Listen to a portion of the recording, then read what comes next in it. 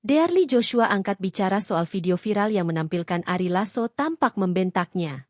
Lewat unggahan di Instagram, Dearly membantah tudingan sang kekasih bersikap kasar dan justru menggambarkan Ari sebagai sosok penuh kasih yang berperan besar dalam kehidupannya dan anak-anaknya. Hatiku hancur karena orang-orang menghujat dan menggoreng berita seenaknya tentang lelaki yang sangat kucintai, yang kehadirannya selalu membawa sukacita dalam keluarga kami. Tulis Dearly dalam unggahan yang dikutip Jumat, 10 Oktober 2025. Dearly menegaskan, Ari Lasso bukanlah sosok yang temperamental seperti yang terlihat di video.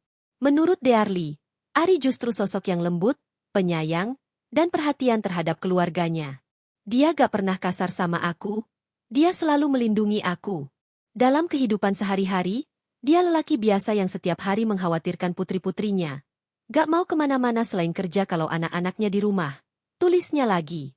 Dearly juga menyebut Ari telah menjadi figur ayah yang hadir untuk anak-anaknya.